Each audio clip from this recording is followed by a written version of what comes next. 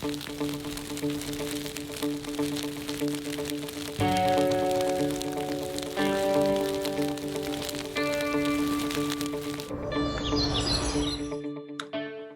afternoon, everybody, and welcome to today's webinar. My name is Laurel Kays, and I'm based out of North Carolina State University Extension Forestry, where I help coordinate outreach for the Southern Fire Exchange, and I also sit on the board of the North Carolina Prescribed Fire Council. Thanks again, everyone, for joining us today. I'm excited to welcome you to our overview of fire weather products for controlled burners webinar. Today, we're going to hear from Scott Kennedy, a meteorologist with the National Weather Service in Newport, Morehead City, as well as Corey Davis, an applied climatologist with the North Carolina Climate Office. This webinar was developed in partnership with the North Carolina Prescribed Fire Council, and we do want to note that while this webinar is definitely applicable to states outside of North Carolina, particularly those in the South, the examples and tools we're going to discuss are centered in North Carolina. Your state may have different regulations, and other circumstances to consider, but we do hope that you'll find today's information helpful. So we're going to start off this afternoon hearing from Scott Kennedy, a meteorologist with the National Weather Service out of Morehead City. Following his presentation, we'll hear from Corey Davis, who will discuss the Fire Weather Intelligence Portal. So Scott, you can go ahead and take over. Scott's going to tell us a little bit about the National Weather Service fire weather products that control burners. Thank you, Laurel. Today, what I'm going to talk about is going to provide an overview of the National Weather Service fire weather products and utilities and what each are most suited for. I also want to introduce a few other planning tools that you may find useful. They're kind of in some of these are experimental, so their functionality is still being developed, but they're very, very nice tools. So I'm going to give you an overview of that is. To give you a context of what data is used in the forecast and how they are sampled for each product, I also want to give you a brief explanation of how we do our forecast products. But to start here, I want to point out that there are 122 forecast offices in the United States and territories, and they are divided up into 5 different regions: Eastern, Southern, Central, Western, and Pacific. The National Weather Service works with our partners to provide products that best work for them. Fire weather is unique, and that what is needed in one state or region or geographical area may not be what the partners need in another area. Therefore, the information provided in some products may vary among National Weather Service offices. I work out of the National Weather Service office in Newport, Morehead City in Eastern North Carolina here. And I participate in the North Carolina Fire Environment Committee. The committee consists of state, federal, and other land agencies, such as the Nature Conservancy, who conduct prescribed burning and fire suppression activities in the state. During a meeting last year, we were discussing National Weather Service products used in prescribed burn plans, and we got into a discussion as which ones best for what are best used for burning. So in this discussion, they asked that I provide a presentation of these products, and this is where we got to for this presentation. So there are 7 offices that forecast for North Carolina. Some are located outside the state, such as Wakefield. They're in Southeast Virginia, but they forecast some northern counties. Wilmington, North Carolina forecast to some into South Carolina. So you can see Roanoke, Blacksburg forecasts into the northern part of the state. And then we have one National Weather Service office in Morristown, Tennessee. They cover 2 counties in the far western part. All of the offices are part of Eastern region of the National Weather Service, except for Morristown. They're in southern regions, so they're a little bit different than we are in some aspects. The North Carolina, the fire weather forecasts are broken up into different forecast zones. In North Carolina, you can see the zones here. They are generally count the same as the counties, but in a lot of areas in the mountains, they may be divided up given to terrain, or along the coast for coastal influences. We've got them broken up that way. Excuse me. In creating the forecast, you can see a typical workstation here. We have several tools that we use to create the forecast, monitor the weather, look at the models, issue watches, warnings, advisories. But what I'm really going to talk about today is the forecast part. And that's what we use there is called the graphical forecast editor, where we produce the gridded forecast and the forecast that you get. We have several procedures, tools that we use to create what we call the grids here. Some calculate and input into these grids from different model data, a blend of model data. Sometimes it's whatever the forecaster feels works best.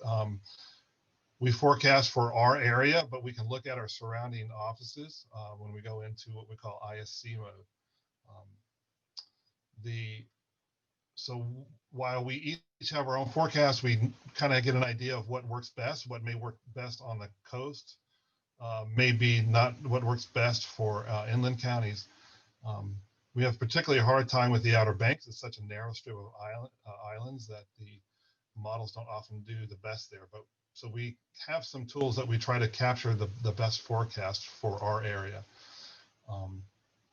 The grid resolution here is 2.5 kilometers, so it gets way down less than the county or zone spatial area. So we can sample these grids in very small areas. When we create the forecast, we have a text formatter that basically samples these grids. For example, the fire weather forecast will sample a whole zone. So you're going to get kind of a average over that zone, depending on the parameter. Sometimes it's a different sampling, it may look at the maximum across that zone. So there's different ways that we sample, and it's all set up within the formatter and how it samples.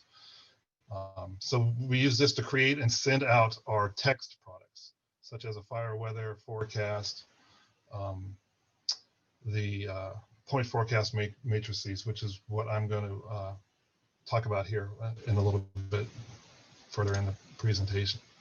When we're done with these grids and we get them how we like, we ship them up to what we call the National Digital Forecast Database. And this is hosted nationally.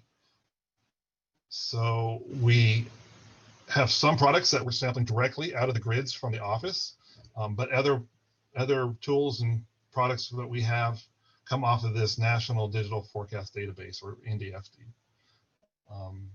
We ship the full forecast package out. It's twice a day. It's usually around 4 a.m. and 4 p.m., but we also are doing updates in between that time. Usually every 3 hours or so. Not every grid is updated. It's just whichever ones seem to be kind of moving off of, coming away from the forecast, not as good as the forecast has been. Because each office is doing their own forecast, we have collaboration thresholds, and it's different for different parameters, but you may see kind of a county outline or the forecast county outline. So the forecast areas may be slightly different, but we do, like I said, we do have thresholds. We collaborate among offices and we try to keep these differences down to a minimum.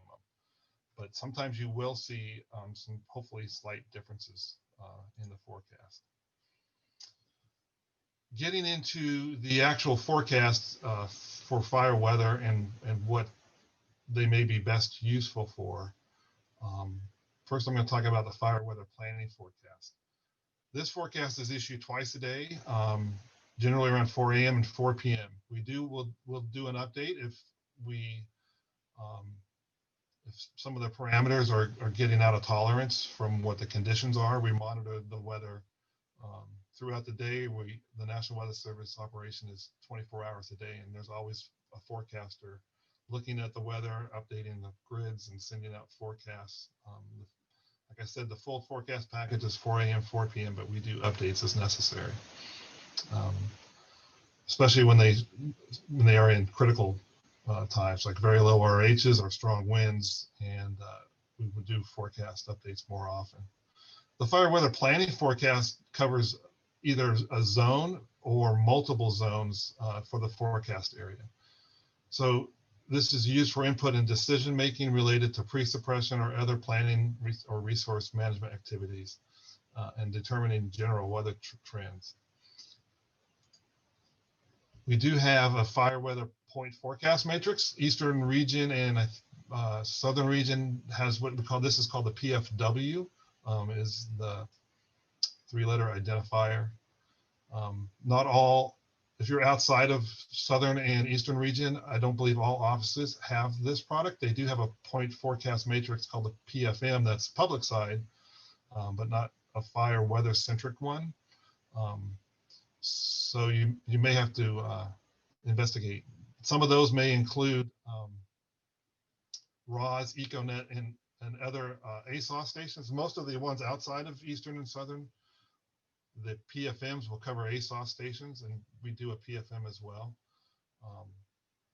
But the PFW, the fire weather point forecast matrix, generally includes RAWS and EcoNet stations in the state, and some ASOS stations. So we try to cover an area. This is good for used for input and decision making related, again, for pre-suppression and other planning or resource managed activities and determining general weather trends. This is a point forecast, so this is a 2.5 kilometer grid resolution at these points. And you're generally not recommended for using in wildfire or prescribed burns, but if you are near one of these stations, then it could be useful for that. You can see it's a 3-hourly product, so it may not provide temporally the best outlook. We have a spot forecast where you can get hourly and other things I'm going to talk about here too as well. Because these are at the RAWS and EcoNet stations where you can actually see an observation and kind of compare it to what the forecast is here, you can use it to help validate, give you confidence in the forecast, whether it's how well the forecast is trending. Another tool, this is the hourly weather graph. You can see this is a website here for Morehead City. You can see the site equals MHX here. And either you can get to this from one of the individual forecast offices, or you can change this site, MHX, to the office of your area. The hourly weather graph samples off of the National Digital Forecast Database.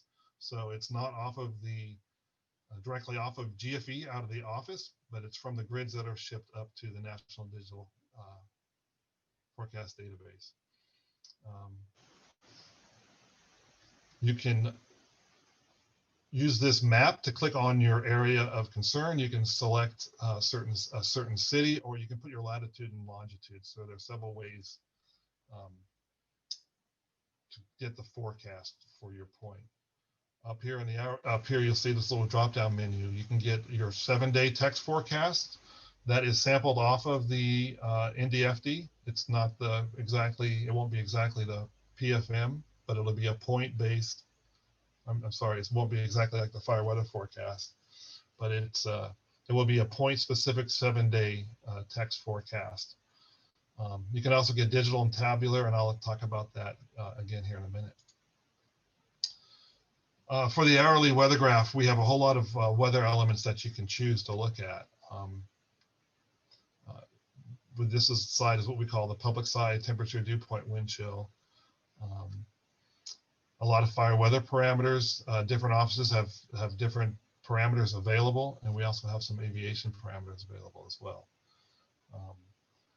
This database is updated several times a day whenever we send the grids up to NDFD, which is more often than the main forecast package. And generally will reflect the most up-to-date forecast from the National Weather Service. This is suitable for prescribed burns or short-lived wildfires, but check with your local agency as to which products are acceptable. Some may require spot forecasts, and I'll get more into the spot forecast in a few minutes here. Here's the output from the hourly weather graph, so you'll get a nice little graphical representation of the forecast for all the parameters that you have chosen. If you click on the background of this hourly weather graph, you can also get a tabular. You saw a digital tabular in the drop-down menu, so you can start off by getting to this instead of the graph. But if you click on the hourly weather graph, it'll switch into this look as well. There's also an activity planner. This also samples off of the National Digital Forecast Database. So it's 2.5 kilometer grid point. And again, you can click the map to get your forecast or put in the latitude, longitude. There are several weather elements that you can choose from the drop-down menu, and you can put in thresholds for these parameters to kind of get an idea of when the weather conditions may match your burn prescription. So you can kind of see it'll show a meteogram with kind of a bar graph of when the conditions are met that you have chosen. So this might be a useful tool for an outlook to see when, what day may be a best day for you to burn. And again, this is updated several times a day. It generally reflects the most up-to-date forecast from the National Weather Service. And this is could be useful in decision-making in pre-suppression or other planning and resource management activities. The spot forecast. This is a point-specific forecast. Again, it's read directly off of the grids from the National Weather Service offices. When the office receives a spot forecast request, we understand that this is a pretty critical forecast. So we will scrutinize the forecast as soon as we get the spot request and make sure the forecast, we'll just give it an extra look, make sure the forecast is most reflective of what we feel is going to happen for that area. We recommend this for most wildfires and large and potentially impactful prescribed burns, ones that may be near environmentally sensitive areas, near critical infrastructure, or if there's changeable or significant weather predicted, like a front, or you're more interested when the sea breeze is coming through, things like that. There's a part where you can put remarks in the request. If you will have specific questions about the forecast or specific things that you want us to pay attention to that is of concern for you. The spot request is generally for active wildfires, all hazards, incidents, search and rescue, prescribed projects that are intended to be performed within 1 day of the spot request. We have those other fire weather planning forecast, or the point forecast matrix, or the point and click that you can use, or the hourly weather graph, sorry, that you can use for longer range outlooks. But so the spot is generally just for active short, burns that are within 1 day or so. Getting a spot request is very good way of notifying the National Weather Service of your burn. If you are just looking at the hourly weather graph, the forecaster in the office, we don't know whether you're burning that day or not, or where you're burning. Sometimes we'll see smoke signatures on the radar, or you can see smoke on the satellite, and if there's no spot forecast request, then we really don't know who's burning, what's burning, and things like that. So by providing a spot forecast request, what you're doing is you're letting the National Weather Forecast Office know that you're burning, where you're burning, and how large the burn may be. And we will provide additional decision support to you. You can discuss specific concerns about the forecast. We can relay that. We can discuss this back and forth. A lot of times we'll call the burn boss and discuss this, or whoever submitted the request. During the burn, if we see the forecast is maybe going off a little bit and off track a little bit, we will relay critical forecast updates to you. So again, there's extra scrutiny on the forecast, and we'll provide an extra update if it's needed. We'll also provide notification of impending significant weather event. Maybe thunderstorms are moving into the area, and we know you're busy with the burn and you may not be watching the radar as closely. So we will call you to the incident officials and give you an update. So the spot forecast really kind of is an extra situational awareness for us to help you. And so when you fill out the spot request, it's important to provide a phone number where we can reach you during the burn.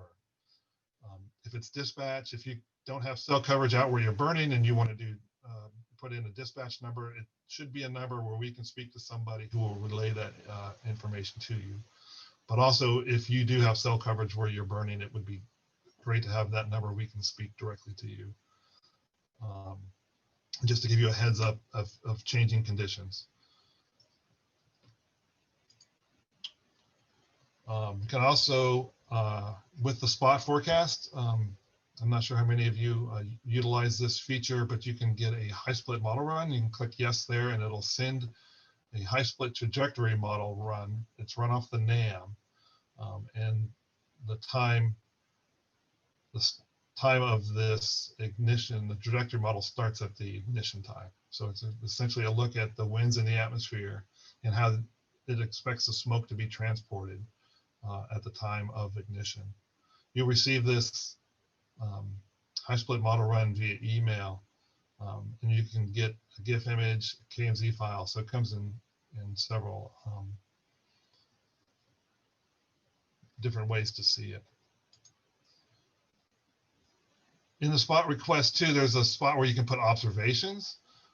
We really would appreciate observations that are taken at the burn site, if at all possible, so we can know what's going on there. There may not always be located that close to RAWs or ASOS stations. You don't generally need to put the weather forecast from the nearby stations, especially those that are that we can see at the office. We can go to MesoWest and other areas that we can look at this data ourselves. So there's no need to give us information that we can see already. But if you have something at the burn location where that would be helpful for us in scrutinizing the forecast when we do the spot forecast. Another thing I want to point out on the spot forecast monitor page, I don't know if you've looked at the national map, but you can get a whole lot of points that clutter up the map quite often. So we try to keep this clean. Try not to leave completed spot forecasts in this monitor page more than 5 days. And for my area, I generally try to keep it 3 or less, unless I'm off a few days and may go a little longer. Generally, I'll keep it in there for 3 days, and so you guys can review it. But if you click on the calendar, you can view archive requests. So when you click on calendar, it'll take you to this page, and you have active requests and archive requests, and you can change the date here, and it'll show you. Eventually, it's a little slow, but eventually it'll put the points up in here as well. But you can click on the different days of the month here and get previous forecasts. Another thing to point out is, while you generally, if you go to the weather.gov/spot webpage, you're looking at the whole nation. You can zoom the map in to your area of interest, and you can click on this permalink down here. and that will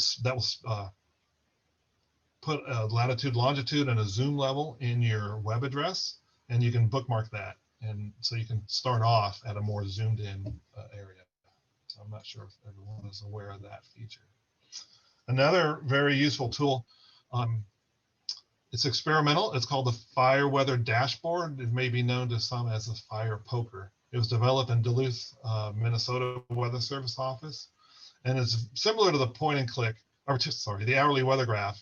And it provides a tabular point specific forecast. It's just got a little different interface. You can see the radar on here. You can overlay a lot of different things, which I'll from here, and I'll show you that on the next page. But there's a spot request link up top. So as this is starting page, may be nice where you can click a spot request, submit a spot request. You can see the zone forecast for that zone. You can see the forecast discussion, and it provides a nice looking kind of color-coded forecast. As I mentioned up here in the overlays, you can see there's a whole lot of different parameters that you can look for at this map. So this is kind of a nice situational awareness display as well. You can get some lightning density.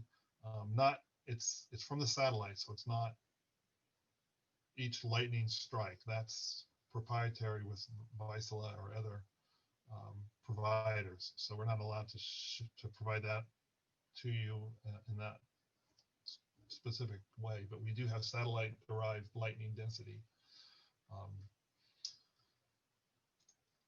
So in this fire weather dashboard, you can get a weekly summary. So generally a look kind of like the fire weather forecast and a weekly outlook, an hourly table. So you can kind of get an hourly table, and you can left click, hold down, and slide this over to get to the different throughout the forecast period, throughout the week. And then also nice color coded hourly weather graphs. You can see here.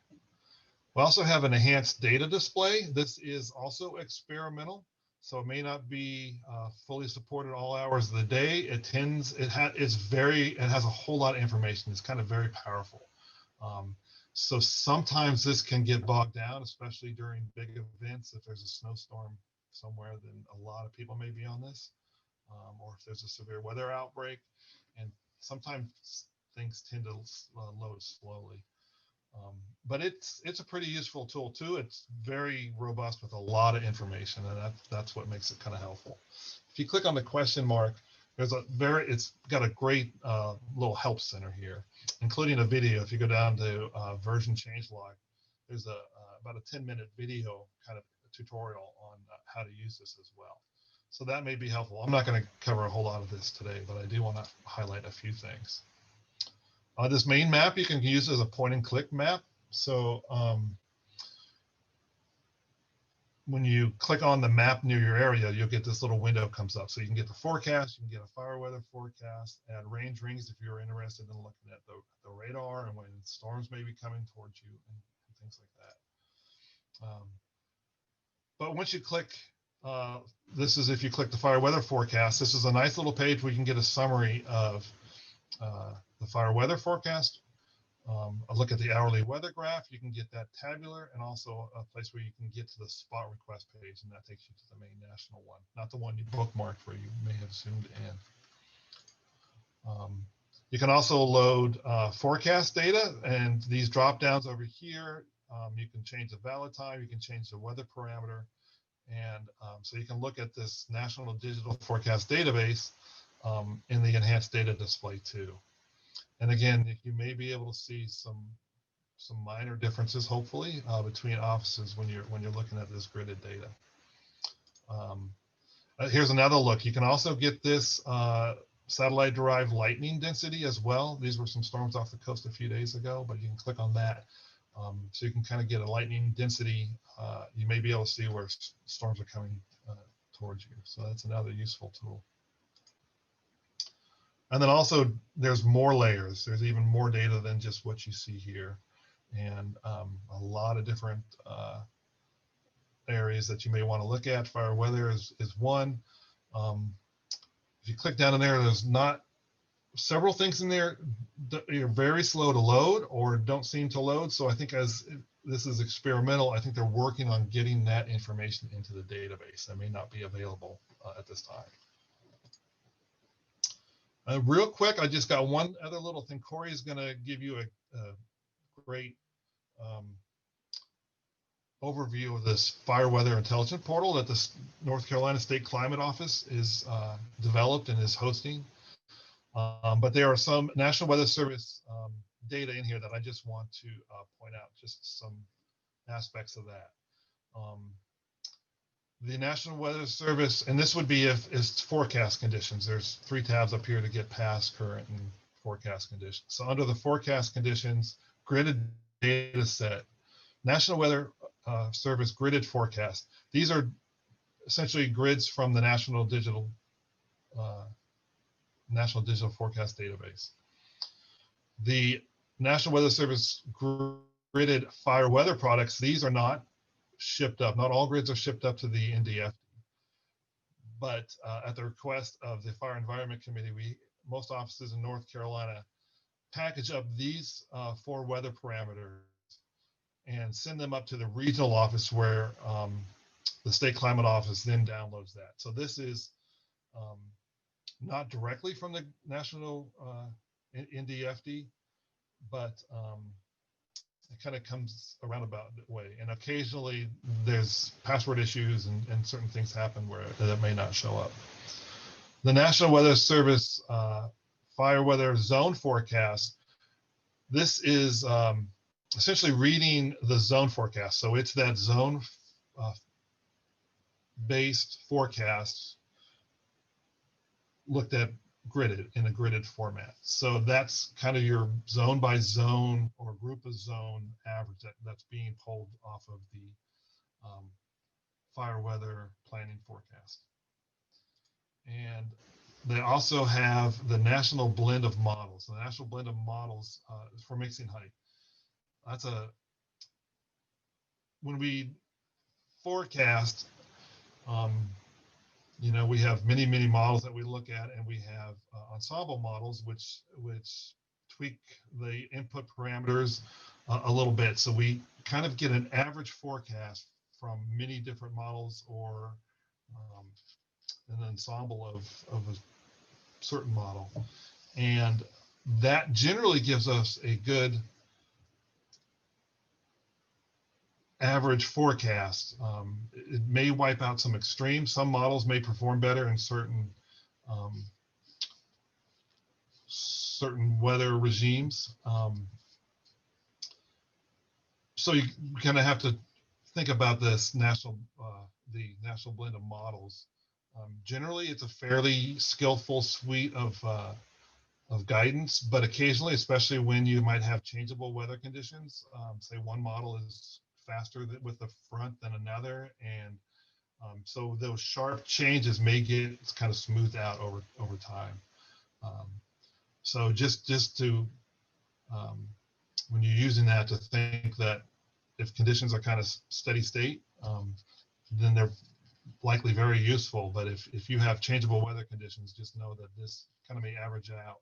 You know, some of the data may kind of just be smoothed out over time. So I just wanted to give you that input to you about that data. And I have this final slide here where I kind of summarize some of these links. And now these are all these offices that serve North Carolina. And I believe this will also be, this one slide will be as an attachment that you could download, in a PDF that you could download. But this provides the links that I discussed in this presentation. So that's it. Submit questions in the Q&A box. And Scott, before we move on to Corey, there's been a bunch of questions about the spot weather forecasts. Okay. Sounds like in North Carolina, private entities are not able to request those, but can request them that they be made by the North Carolina Forest Service on the person's behalf. Do you know if that's That's right. in other states, and why are those only available to agencies? Generally, you want to be um, need to be official fire, burn, official burning capacity. Um, we don't want this to be used for people planning, non-critical things, if you will. You can't do a spot forecast for like if you're planning a wedding or you want to go on a fishing trip and things like that. We just don't want to get bogged down with these spot forecasts. That's all we would be doing. We couldn't even update the forecast. So these need to be really for critical operations, wildfires, prescribed burns, search and rescue, any other kind of hazards, say like an oil spill or train derailment kind of thing. So it's really specifically supposed to be used for hazardous incidents like that. But if you are doing a burn and your burn plan is being reviewed by the State Forest Service or whatever government agency that you may go through, then you can provide you can request a spot forecast. Thank you. So I think we'll save the rest of the questions until after Corey has had a chance to speak about the Fire Weather Intelligence Portal. There's some really good conversation in the chat for those who are interested in more details about the spot weather forecast question. And so I'll turn things over to Corey Davis, who is an applied climatologist with the State Climate Office of North Carolina. And he's going to speak a little bit about their Fire Weather Intelligence Portal tool that Scott has previously mentioned. Yeah, thanks a lot, Laurel, and also thanks, Scott, for the introduction to the portal itself and some of the data sets we have. So we'll go over those in a little bit more detail and then also spend most of the time walking through an example of how you might be able to use the portal, as well as some of those National Weather Service products in the event of a prescribed burn. So again, I'm happy to be here today and have a chance to share some information about the Fire Weather Portal with you. It's a tool that we've been working on at the State Climate Office now for going on 10 years. So back in 2011, the North Carolina Forest Service supported our office to begin doing the development work on essentially a one-stop shop for getting weather and fire danger information across the state. It was great to see Paul Gellerstedt is on the webinar today. He was one of the original architects of the Fire Weather Portal when he was at the Forest Service several years ago. And I'll go ahead and say, if there's things you like about the portal, I'm happy to take the credit for those. And if there's things you don't like, then we'll blame Paul for that. But I'll also note that the portal has really been a work in progress all along in that as new data sets and as new features are identified that are useful for either wildfire response or prescribed burning, we're continuing to add those things in.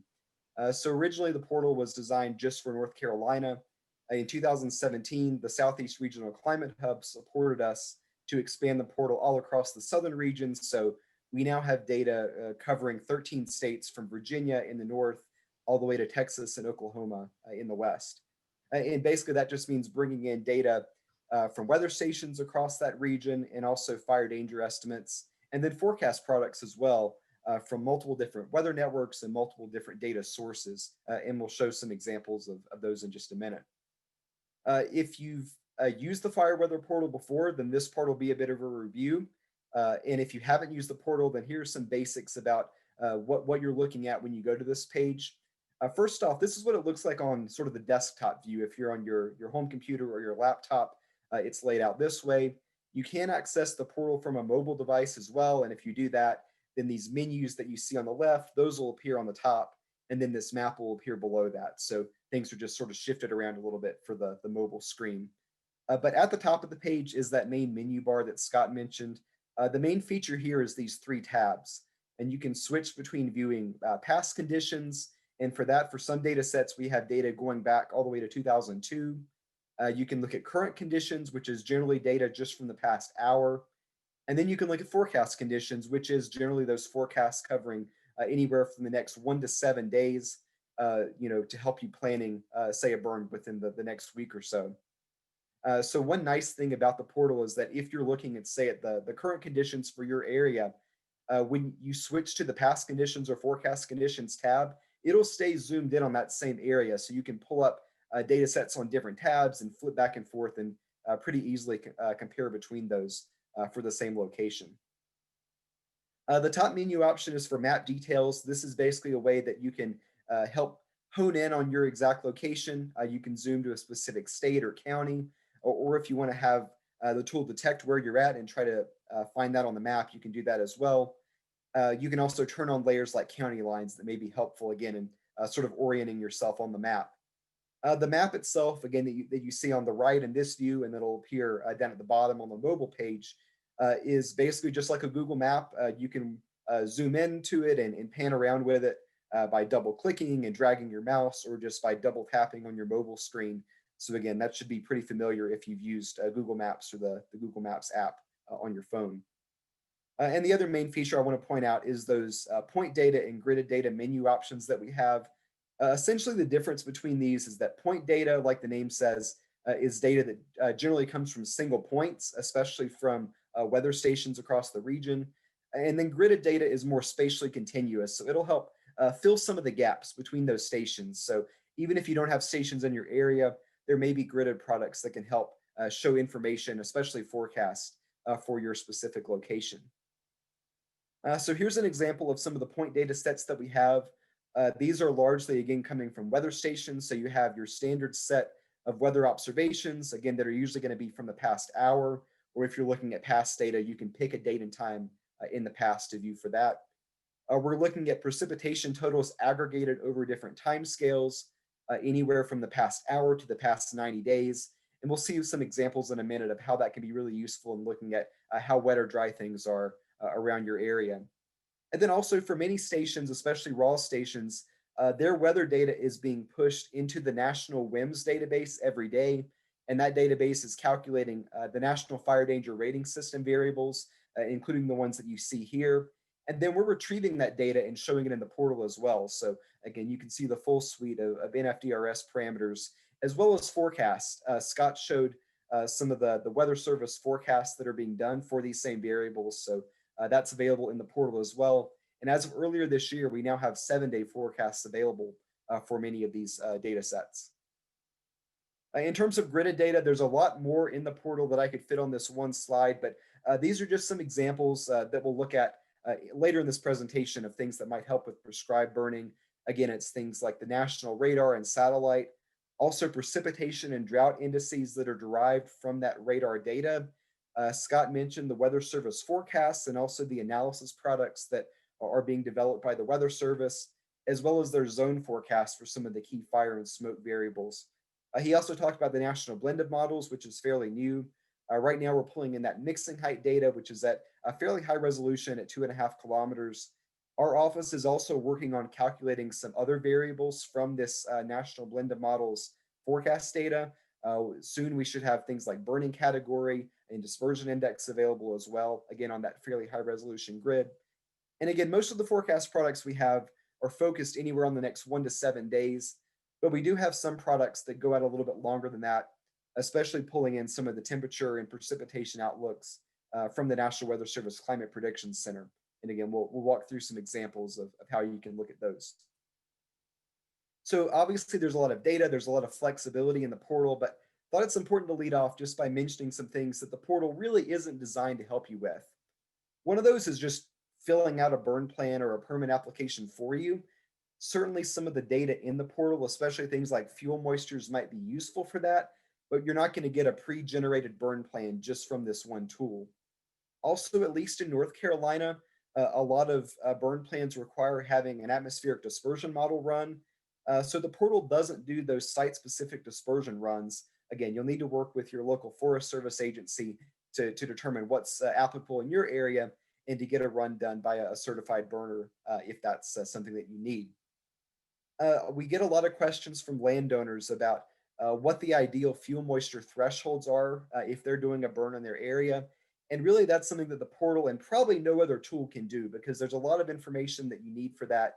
It's based on things like your specific stand and its composition, what your objectives are for a prescribed burn, even the time of year or maybe the time of day that you're burning. So a lot of that is information that'll be useful to talk about with your local county ranger or your Forest Service. So again, that's something that you can't just put in a few details and get the right answer. That's something that needs a little bit more input.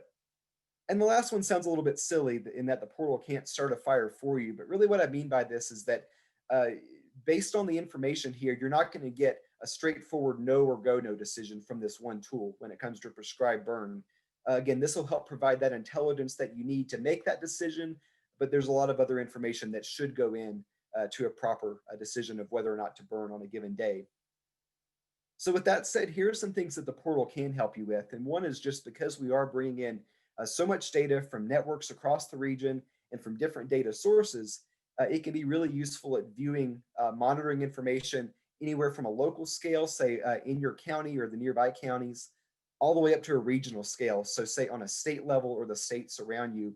And that can help you maintain just an overall situational awareness, even if you're not planning on doing a prescribed burn or if you don't have any wildfire activity in your area.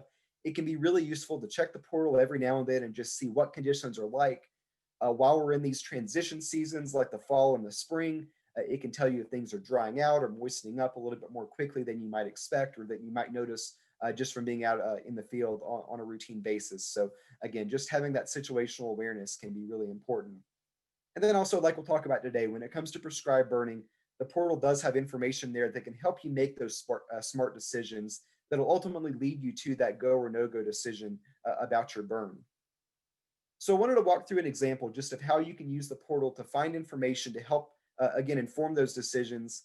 And in this example, I picked a location in Vance County, North Carolina, just north of Raleigh. And at this specific site, I was looking at a little over an acre in western Vance County.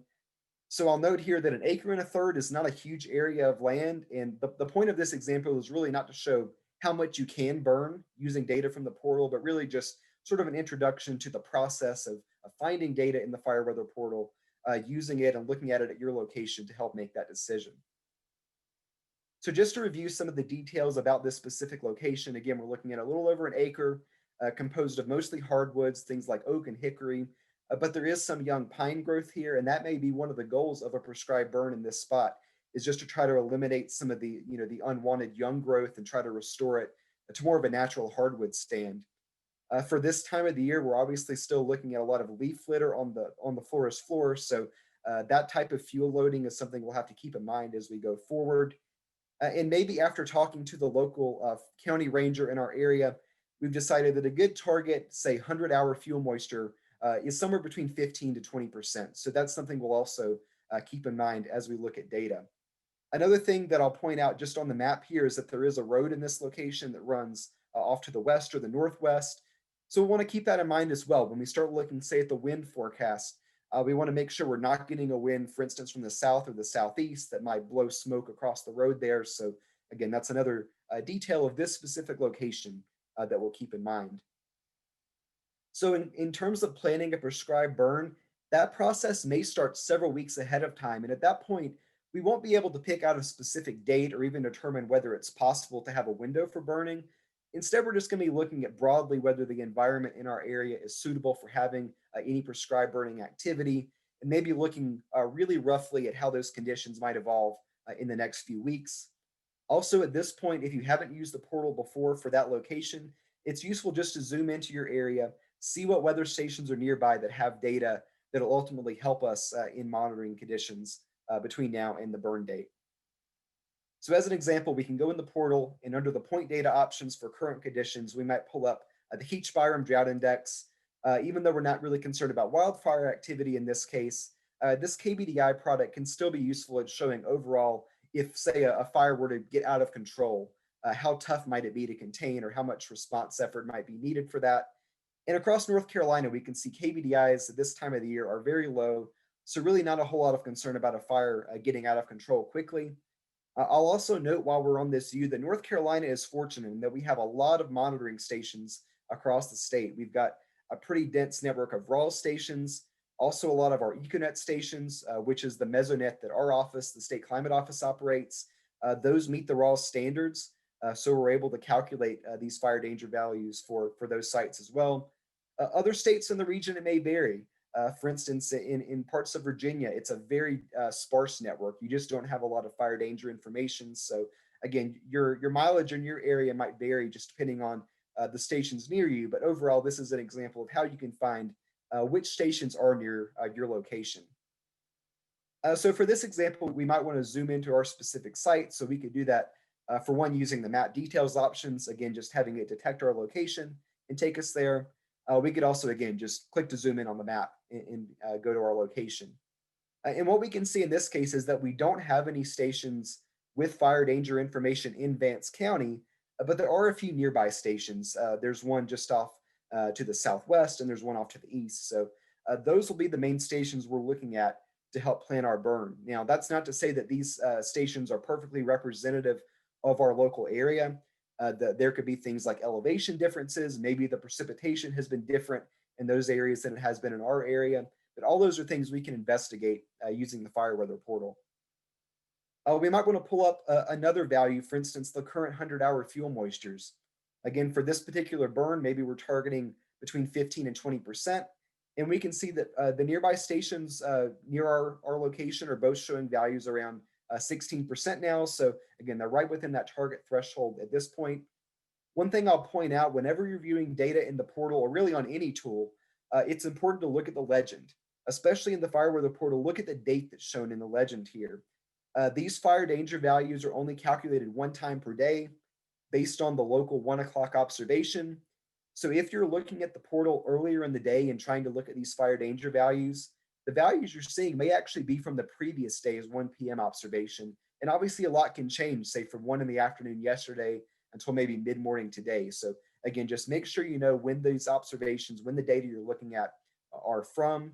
Usually if you're checking the portal after about 3 o'clock in the afternoon, today's data will start to load in there. So then you'll be looking, as in this case, at the values from today's data. And again, this example was taken a little over a week ago. We might also want to look at the 1,000-hour fuel moisture. In this case, we can say our nearby stations are showing a little bit higher values. So why is that? Well, in this case, we can pull up one of our gridded products, which is our percent of normal precipitation estimate. Again, this is based on the National Weather Service radar data. They can estimate precipitation, and then that estimate is calibrated using surface rain gauges, which gives us a pretty accurate idea of how much rain has fallen, or in this case, how that compares to our normal rainfall.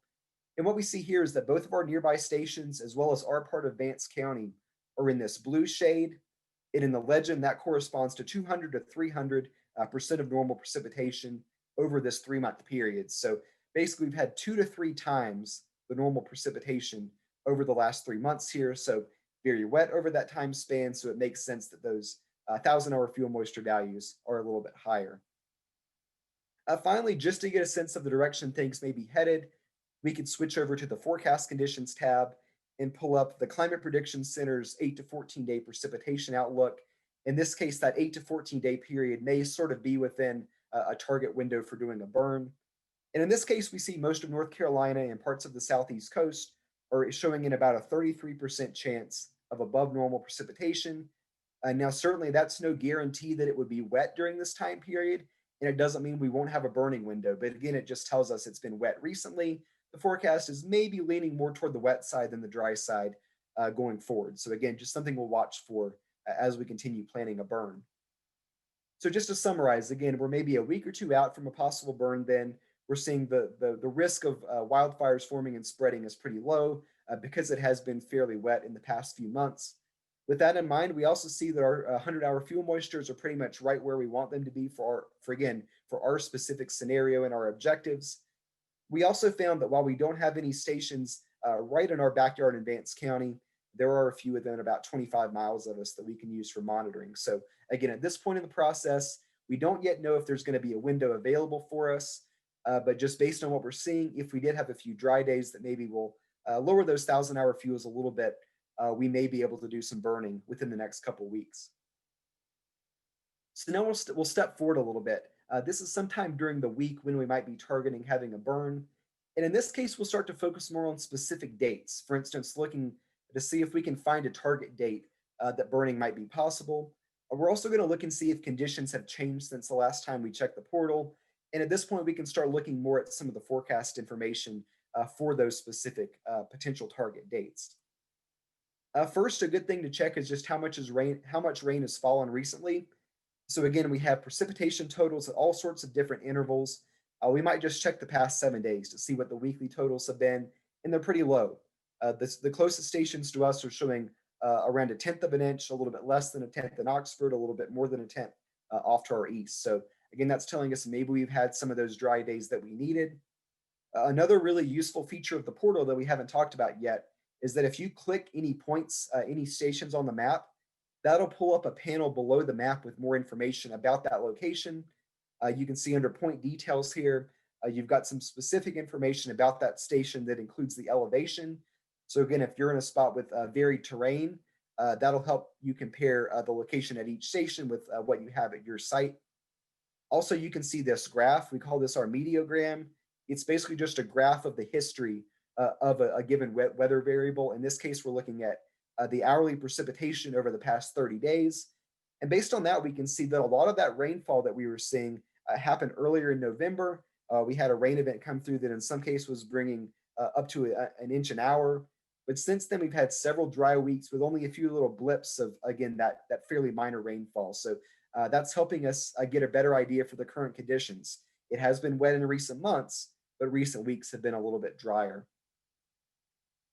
Also, instead of having to go through and select each one of the variables we want to look at individually, we have sort of a shortcut on the portal in that you can view up to 4 different parameters for a station at a single time. To do that, under the point data menu, you'll just check this button next to show 4 parameters, and then you can select the ones you want to view and click the update point data button. So I'll zoom in this case and show the ones we're looking at. For this example, I was looking at KBDI in the energy release component on the left, and then the 100 and 1,000 hour fuel moisture on the right. And that's what we see with our station plots here. So again, we're seeing in this case, KBDIs really haven't changed much since the last time we checked. Our 100 and 1,000 hour fuels are pretty much roughly where they were before, so pretty much holding steady from where they were. So if you do have a view in the portal like this that you like looking at, it's already zoomed into your location, it's already got the data sets that you want to see. Another shortcut we offer is a way to save a link to that exact view. To do that, you'll go up to the menu bar and click the little sandwich icon. The first option that'll show there is the bookmarkable link, and you can see in the text box here, it'll have a pre-populated link to this exact view. You can click the copy button and either save it as a bookmark or email it to yourself or someone else. And every time you go to that link, it'll reload the page at this exact same location, looking at the same data sets. So again, that can be a good way to skip having to select those individual data sets every time and just go directly to what you want to see. At this point in the planning process, we may also want to start looking at some of the daily forecasts, especially some of the precipitation forecasts from the National Weather Service's Weather Prediction Center. So in this case, we can just step through over the next 7 days. So day 1, it looks like there may be some rain moving out of the area. Day 2, which runs from last Friday night to Saturday morning, looks like it's mostly clear. Day 3, which was last Sunday, also was looking clear, but with some rain coming in from the southwest. By days 4 and 5, looks like a pretty widespread rain event. And then days 6 and 7, which was in the middle of this week, is showing mostly dry conditions, but again, coming off a pretty heavy rain. So maybe not the best conditions there for burning. Just based on these preset forecasts, we can already start to narrow things down and say, we probably want to get a burn in if it's possible before that rain got there on Sunday.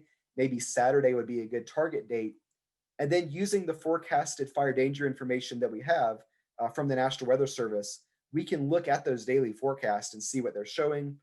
In this case, this is the forecasted 100-hour fuel moisture for last Saturday, again, coming from the Weather Service. And what we were seeing there was those fuel moisture values still within our target range, somewhere around 19 or 20% for those local stations. So again, that's giving us a little bit more confidence that Saturday could be a potential day for having a burn event.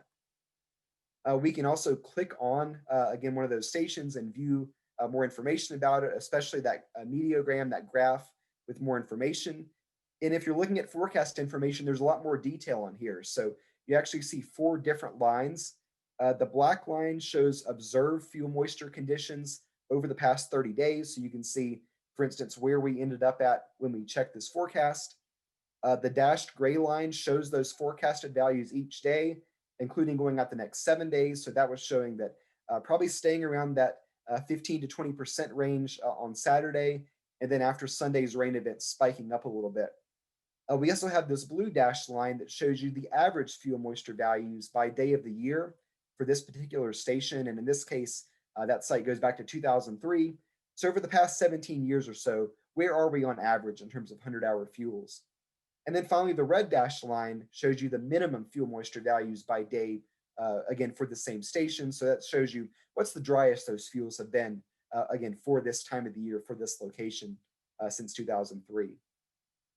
So if we want to change the variable we're looking at, we don't have to go back up to the point data menu and select it again. Instead, we can actually just go into the Meteogram options box and change the variable right there. And in that case, that's what we're doing. We've changed over to the 1,000-hour fuels, and we're sort of seeing the same things in that right now the current values in the forecast are pretty much sitting right at that long-term average. But after the rain event coming up on Sunday, it was looking like those values would increase a little bit and be a little bit slower to decline. So again, that's sort of telling us again, Saturday might have been the best day for a burn. So just to recap what we learned at this step of the process, again, we've had pretty light rain over the past week and even the past several weeks. So most of our fuel moistures are still pretty much holding steady with where they were at the last check. The forecast does show some precipitation likely, especially beginning Sunday. So if it's possible to have a burn before then, maybe on Saturday, that might be preferable. At this point, we still don't know, though, if Saturday would allow for burning. There's a lot more information, especially with the forecast, like with the wind conditions or making sure the humidities wouldn't be too low, that we would still need to check. But again, this just gives us a target that we can look at going forward. So the next step might be the day before, the afternoon before our potential burn event. And at that point, we just want to see whether that date we've looked at is still possible to have a burn on. Again, rechecking the current environmental conditions, looking at the latest forecast, and maybe even beginning to create that timeline for when we could start a burn on that date. So again, a good idea in the first place is always to check and just see how much rain has fallen since our last check.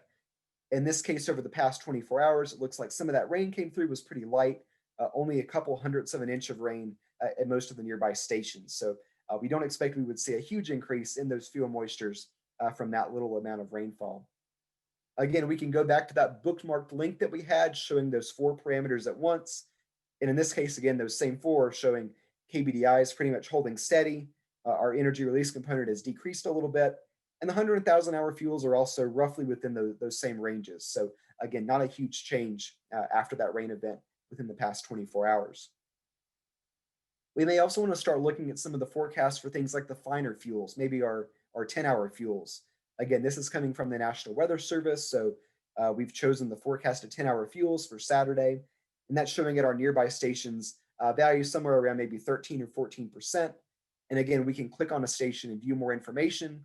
So the Meteogram here is showing us the observed values have spiked a little bit after some of the recent rainfall, but they're on the way back down. And the forecast is showing again to be a little bit lower on Saturday afternoon. This tells us that's something just to watch for when we get in the field on Saturday. If we have a burn, then the fuels may be a little bit wetter to start the day, but they may dry out during the day itself. And at this point, we can also start to look at some of those more detailed forecast products, like those Weather Service forecasts for things like humidity. So just looking at the overall map here for 10 a.m. on Saturday, we see it looks like humidities are pretty high. If we look at the legend, probably somewhere between maybe 70 and 80% for our area. But we can see the specific value just by clicking on a grid cell near our location. It may be a little bit hard to read here with the black text, but this is showing a relative humidity of 76.9%. So again, a little bit higher than we might want for that time of the day. But we can also go to this drop down and change the time we're looking at. If we go out to 1 p.m. and again, click on our location, in that case, we're seeing a humidity of about 59%. So that's much closer to what we might want for a potential prescribed burn event. Again, we're also bringing in the Weather Service's zone forecast. And like Scott said, these are averaged over usually counties or similar areas into these forecast zones. They may not always be the most representative of single points in those counties, but uh, for at least the basic planning purposes, we can get an idea of what those forecasts are showing. In this case, we've chosen the burn category for Saturday during the day. And we'll just note that for Vance County, it's showing a burn category of 1, which we can see just by comparing to the legend there. Now, I'll add the caveat that not all states use burning category for prescribed burn planning. Some states use atmospheric dispersion index primarily instead. And also each state can sort of set their own burn category thresholds in terms of what the ventilation rates are and what each category means. So again, this is one of those things, just talk to your local Forest Service, be aware of what your state uses, and know that as you're going into a burn event. Again, in this case in North Carolina, we know that we're using burning category, and we'll talk about what that category 1 means in just a few slides. We can also pull up the zone forecast for something like mixing height. And again, clicking on our county, we can see some of the details of that forecast. In this case, seeing forecasted mixing height of about 3,500 feet, and also some of the other details there. Again, the burning category of 1, a transport wind from the northwest at about 6 miles per hour, which is looking good in terms of the wind direction we might want. And then also things like the dispersion index and low visibility risk index throughout the day on Saturday.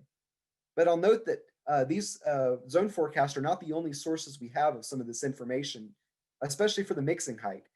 We also have that national blend of models output that is at fairly high resolution for our area. So we can pull up the Saturday morning 11 a.m. forecast for mixing height from the gridded data section here. Click on our location and see by that time of the day, mixing height should be above 2,000 feet. That's already helping us with that timeline, giving us a sense of maybe when we might be able to start a burn. Go a few hours later, middle afternoon, 2 o'clock, we're seeing a mixing height of a little over 3,000 feet. One question to ask yourself at this point, especially when you're comparing 2 different products, is do they agree? Do they disagree? Well, in this case, the Weather Service forecast was showing about 3,500 feet. This is showing about 3,000. They're not exactly the same, but they're pretty close. If you were to see bigger discrepancies, that may be a good chance to submit a spot forecast if you're able, or just call up your local Weather Service forecast office and try to talk to a forecaster and get a sense of what their thinking is and whether maybe the forecast has changed since their last zone forecasts were issued. And that may help you sort of figure out what the discrepancy is from. So again, at this point, the day before, we're looking at surface fuels that are continuing to dry out after some of the recent rainfall, but we're aware that based on what we've seen with the forecast, they could still be a little damp when we get to our burn site in the morning. Humidity values are also expected to be pretty low or pretty high overnight, but decrease and get lower by mid-afternoon when we'd be doing our burn. And based on what we've seen with the ventilation rate and burning category, as well as the mixing heights throughout the day, we're expecting our window is probably not going to start first thing in the morning. It's probably going to start a little later in the morning and then run through mid-afternoon. And if we consult the table here of burning categories from the North Carolina Forest Service, that tells us that for a burning category 1, we're really confined to doing burning only during daytime hours. Again, that short window available in mid-afternoon, which is what we've already expected. So that just confirms what we're already seeing in some of the forecast data. So again, we're thinking the night before, we should still be able to burn on Saturday, starting sometime in the middle of the day, and get a pretty successful burn in based on all the information we've seen so far. So often it can be useful to check the portal again the day of or the morning before you start a burn. And again, in this case, you just want to check and see what the latest conditions look like, what the latest forecasts are showing, if there's any unexpected changes going on that may cause you to change your burn strategy. And finally, just to get a really specific idea of when your burn can start and when it may need to end. So in this case, we're going to start off not by looking at the fire weather portal, but actually going to some of those weather service products that Scott talked about. So if we look at the local fire weather planning forecast for Vance County, there's a few useful pieces of information. And again, this is not site specific, but this gives us a more general idea for this particular county of what conditions may be like. First, we can look at the mixing height. So they're showing a mixing height of a little over 3,000 feet. This is a little bit lower than the zone forecast showed yesterday when we checked. But again, 3,000 feet should be enough still to get a burn off later in the day. We can also check this inversion burn off temperature and time. So we're starting the morning with an inversion in place. If we were to be burning, then smoke would get trapped near the ground level. So we want to wait until that inversion burns off. It's showing that'll happen roughly when the temperature hits about 54 degrees. which should happen about 10 o'clock in the morning. So again, that's helping us define our window. The earliest, the absolute earliest we expect to start burning would be 10 o'clock. We may have to wait a few hours after that until mixing heights get sufficiently high. Also, we may want to check what that atmospheric dispersion index and the low visibility occurrence risk index look like for our forecast burn day. And a lot of weather service offices will break them up into early and later in the period. So say in the morning and then in the afternoon. In that case, we can again see probably not a good idea to burn early, pretty poor dispersion then, but by the afternoon, fair dispersion. And then especially looking overnight, again, the mixing heights are going to crash back down, very poor dispersion at that point. Low visibility risk index gets a lot higher. Another thing we see there is tonight, relative humidity jumps up as well. So if we had any lingering smoke from our fire going on overnight, it's probably going to get trapped near the ground. Could be potential for super fog with that very high relative humidity. So from there, we may go on to the hourly forecast graph for our specific location. And there's also a lot of really useful information here, like Scott mentioned. First, just looking at the temperatures. For one, we can get a confirmation that inversion burn-off temperature that's forecast to 54 should happen right at 10 a.m. So again, sometime after that should be when our burning window opens. We can look at the wind forecast as well. Really ideal conditions, fairly light winds, generally out of the north or northwest throughout the day on Saturdays. So that's going to be blowing across the road and away from the road. No concern about putting smoke back on the road.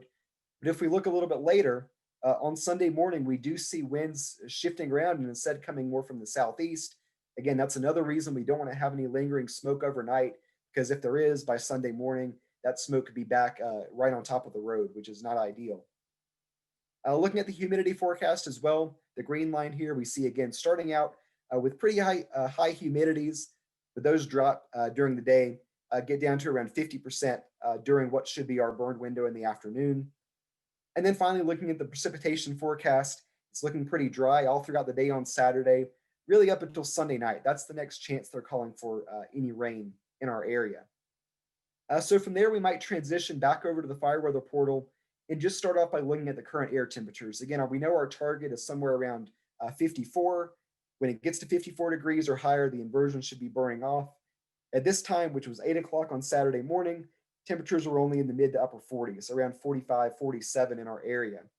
Now, again, this is only the point data. So if you're in a location where you don't have any stations nearby or any representative stations at, say, a similar elevation to you, you can also pull up one of our gridded products, which is the high resolution temperature analysis.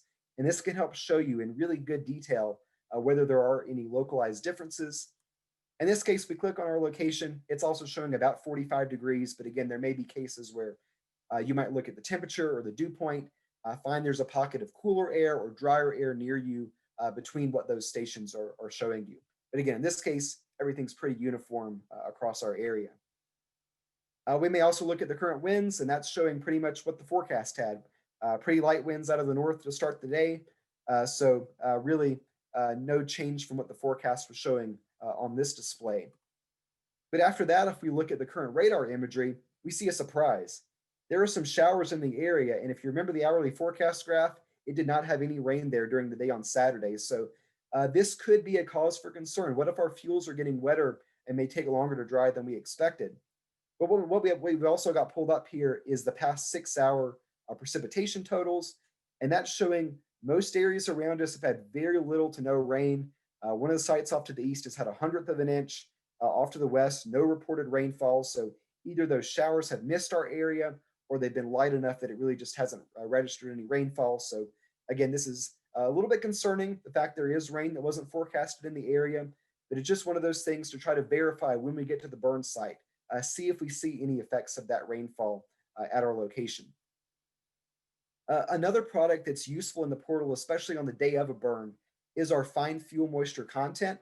Again, if you're looking at, say, the 100-hour or 1,000-hour fuels that come directly from WIMS, those only get updated once per day at 1 o'clock in the afternoon. Especially in a case like this where you've maybe had rain moving through, conditions can change a lot from 1 in the afternoon until the next morning. So we've been able to calculate and estimate fine fuel moisture content on an hourly basis using weather observations from stations across the region. And in this case, we can see at 8 a.m. the estimated fine fuel moisture content nearby was around 19 or 20%, maybe a little bit higher further off to the west, where possibly they had picked up more of that rainfall this morning. But again, if you really want to know what those fuel moistures look like, and there may have been rain coming through or even a drying event, this is a great way to do it without having to wait for those next day 1 p.m. Estimates from winds.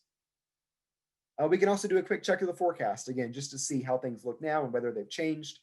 So the mixing height for 11 a.m. is again showing about 1,900 feet. Again, that's probably about the earliest we might start our burn. By 2 in the afternoon, showing around 3,000 feet.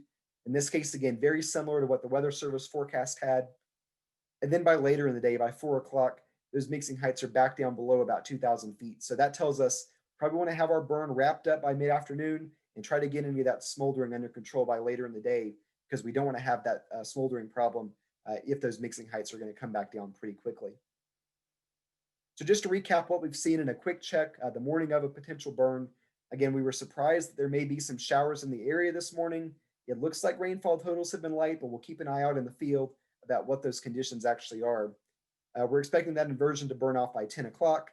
Based on what we see with the mixing heights, possibly a chance to start our burn around 11 a.m. as long as it's wrapped up by the mid-afternoon. And again, winds are looking good now. Supposed to remain from the north or northwest, fairly light, maybe 5 to 10 miles an hour through the rest of the day. But again, shifting around tomorrow, so another reason why we don't want to have any lingering smoke. So based on what we've seen here, we think we're set to go for a burn. But again, we'll keep an eye on the field for anything that looks unexpected. So during a burn event, if it's possible, if you have internet service where you are, it can be a good idea to check conditions during the day, mainly just to see if there's been any changes in the current conditions, especially anything unexpected like rain coming through or like winds not behaving like you were expecting. And also, again, just make sure what you saw in the portal matches what you're seeing at your location. So in this case, if you're on your mobile device, which the example here shows, you might pull up something like the current wind speed and the radar imagery during the afternoon. I'll zoom in on it here for you. And again, the winds are looking just like we thought, around 5 miles an hour from the north or northwest. The radar is clear over our area. The closest range is well to our south off the South Carolina coast. So no worries about showers moving through during the day today. We may also do another check of that fine fuel moisture content just to see how it's changed. By mid-afternoon, those values are lower than in the morning, generally showing somewhere between 9% off to the east and about 14% just to our west. If you remember the forecasted 10-hour fuel moisture content we looked at from yesterday afternoon, it was showing values around 13%. So the current values are pretty close to that. Again, the forecast had done pretty well in this case. So just to summarize what we might have seen during an event, again, we didn't have any rain during the day, but when we got to our burn site that morning, we might have seen some moisture present. I was at a different part of the Piedmont last Saturday morning and walked out and looked at some of the leaves on the ground, and you can see this one had sort of a sheen on it. There was some moisture on the surface of that leaf from where we had a few showers that morning. But again, we would have seen those dry out during the day. Winds remained just like what we had seen from the forecast. So overall, if you were burning in this location last Saturday, I think you would have found that you had conditions pretty much shaping up like you expected, aside from that morning rainfall during your burning window, and probably could have had a successful burn. Now you might be tempted to say, well, we got pretty lucky today with conditions, but I would say it's probably not so much luck, but just you were well informed going into it. You had a great idea based on all the data that was available to you of what to expect, and you were able to track that before and during the entire event, so you were on top of anything that changed. Now, in some cases, it can be a good idea to go back after a burn and look in the fire weather portal at what the conditions were like. If you had a successful burn event, maybe make some notes about things like the fuel moistures or the humidity, that again, if you had a successful burn, might have been happening. But if the burn was less successful, that's also a good chance to look and see what happened. Again, comparing what you saw when you were out at your burn site with what those observed environmental conditions were. And again, you may also be able to help investigate whether anything unexpected happened. I have an example of that. This comes from the Nature Conservancy. A few years back, they were doing a prescribed burn in the Sandhills of North Carolina. And what they found is that they had a lot of really deep scorching after their burn, and they really weren't sure at first what had caused it. So they went into the fire weather portal and just wanted to see if weather might have been a factor. So they pulled up this 4-parameter plot in that area looking at the temperatures and the humidity and the winds during their burn period. We saw temperatures were pretty uniform, nothing unexpected there. There was some variability in the humidity between around 50% up to around 70%, but really no values too low that they thought that would have been a problem. And winds also were fairly standard, nothing really unexpected there. And what they went back and found when they revisited the burn site is that there were a lot of pretty young longleaf saplings that had needles low to the ground. And as those were burning, that's what caused a lot of that scorching. So again, in this case, they were able to use the fire weather portal to rule out weather as a complicating factor in that burn event. So just to summarize again, some of what we've gone over, the fire weather portal is a great way to look at information both from the past, from current conditions, and also in the forecast for weather and fire danger information. And if you are planning for a prescribed burn, I would definitely encourage you to look at the portal, find the stations that can help guide your intelligence in your location, and look at that starting several weeks before an event, all the way up into you're doing a burn and then even afterwards. And of course, the fire weather portal is a useful tool, but you can't use it alone. You also want to make sure you're consulting the National Weather Service products that Scott mentioned. Also, you're using your own intellect, what you're seeing on the ground at your burn site. And again, consulting with your local forestry service or your local county ranger to try to make sure you know what to look for instance, on fuel moisture thresholds and when you're doing your burn itself. So I've included the link to the portal on this slide. I'll also put it on this next one with my contact information. So if you have a question that's not answered today, I'm always happy to talk with you. So feel free to send me an email there. But that's all I had. So Laurel, I'll turn it back over to you. Thanks, Corey. That was great. So we have time for a couple questions, but again, if you have questions that don't get answered today, you can contact Corey or Scott afterwards. So Corey, are there any plans to expand this portal beyond the Southeast into other regions? Yeah, that's a great question. So again, it's so far it's just based on who we've gotten funding from. With the Southeast Regional Climate Hub, they cover that southern region, so they were willing to expand over that. We haven't had any offers or discussions about expanding it further. And honestly, getting too far out of the Southeast is something that maybe I wouldn't be as comfortable with, especially knowing how out West conditions for wildfires and burning can be so different. But I would always like to think that this template that we've used in bringing data together like this could be useful for other parts of the country or even other parts of the world. Thanks. So Scott, a question for you. There have been a couple questions about non-North Carolina National Weather Service stations and what they offer. So can you speak to whether non-North Carolina stations may have the same capabilities or different? And if people wanted to find that out, what is the best way to do that?